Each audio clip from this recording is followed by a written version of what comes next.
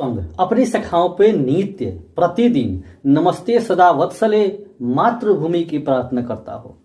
जो संघ अपनी शाखाओं पे अपने स्वयंसेवकों के अंदर किसी भी जाति पाति या धर्म के विभेद की बात न करता हो, उस संघ के अगर संचालक कुछ ऐसी बातें करते हैं जिसमें आतंकवाद और कट्टरता के ऊपर लगाम लगाने की बात करते हैं, तो इससे समाज में नफरत कैसे फैल सकती है ये मुझे नहीं पता चल रहा है। फिर भी अपने देश के कुछ लोगों को ऐसा लग रहा है कि संचालक ने उन्मादी बातें बोली है, नफरत फैलाने वाली बातें बोली है। तो आज हम बात करेंगे इसी मुद्दे पे कि मोहन भागवत जी के बयान को किस तरह से शांति दूतों ने एक उन्मादी बयान के रूप में देश के अंदर प्रकट करने की कोशिश कर रहे हैं, जबकि ऐसा नहीं है।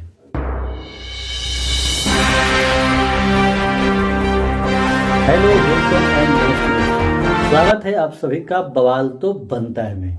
दोस्तों, एक ऐसा संगठन,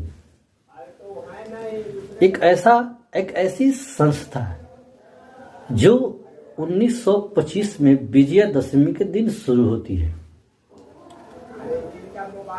जिसका ध्येय हिंदुस्तान में अपने देश के अंदर जातिवाद और विभिन्न प्रकार की सामाजिक कुरीतियों को दूर करते हुए राष्ट्र की सशक्त बनाने के लिए, राष्ट्र की सुरक्षा के लिए, संस्कृति की सुरक्षा के लिए एक संगठन बनती है जिसका नाम होता है आरएसएस यानी राष्ट्रीय स्वयंसेवक संघ,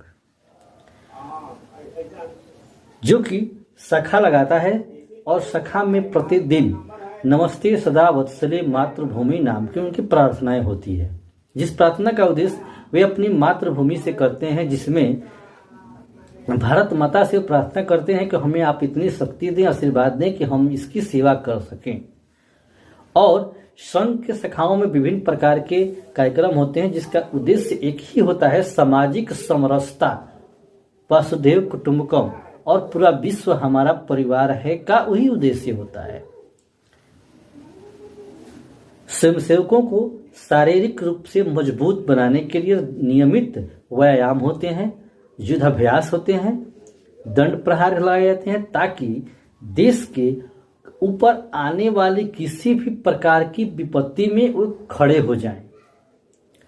1962 के भारत चीन युद्ध में भी स्वयंसेवकों ने भारत के सैनिकों का सहयोग किया था। आज देश में जगह जगह और किसी भी प्रकार की आपदा होती है तो स्वयंसेवक वहां निडर और बेझिझक किसी लाग लपेट के, किसी लोभ लालच के वहां पहुंच जाते हैं और जनता की सहायता करते हैं। ये जो सेवा करने की प्रेरणा है, हर परिस्थितियों में खुद को ढालने की प्रेरणा है, ये मिलती है संघ के शाखा के कार्यक्रमों से। और स्वयंसेवकों के संघ के कार्यक्रम में एक बौद्धिक की भी कार्यक्रम होता है, जिसका उद्देश्य होता है कहानी, सुभाषित, अमृत वचन और गीतों के माध्यम से उनके अंदर राष्ट्र भक्ति, राष्ट्र सेवा की भावनाओं को उत्पन्न करना। तो जिस संस्था का उद्देश्य इतना बड़ा हो, जो हमेशा राष्ट्र चिंतन करता हो, उस संगठन के सर संचालक कोई ऐसी बात कैसे कह सकते हैं जिससे कि संघ के सिद्धांत को ठेस पहुंचे।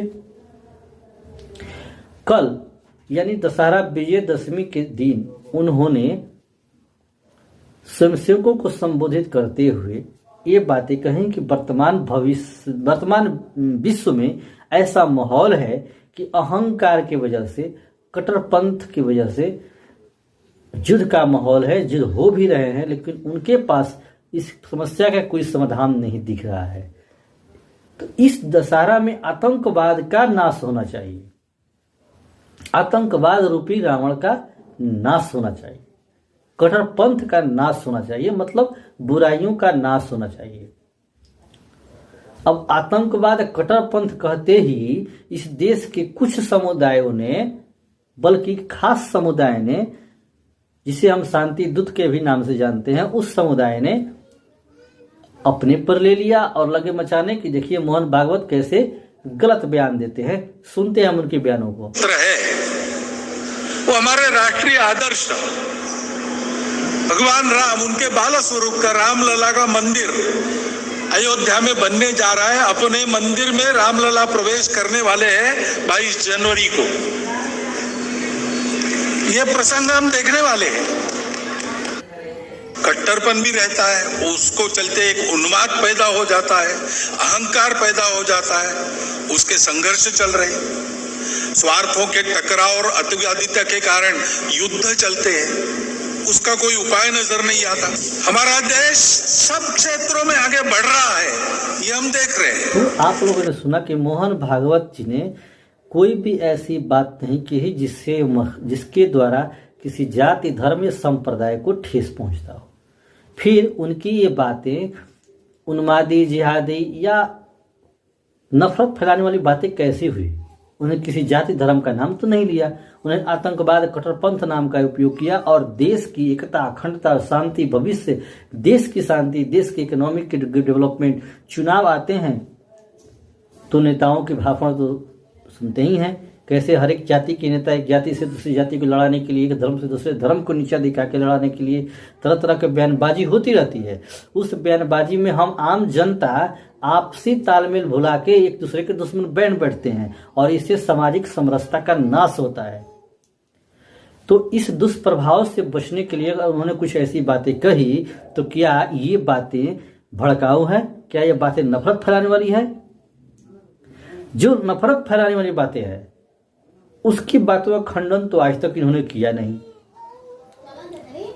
लेकिन अगर कोई भी एक हिंदूवादी, सनातनी, संत या संगठन के अध्यक्ष अगर कोई बात कहते हैं तो उनको इन बातों से कुछ तो निकाल लेना है जिससे कि देश के माहौल को खराब किया जाए।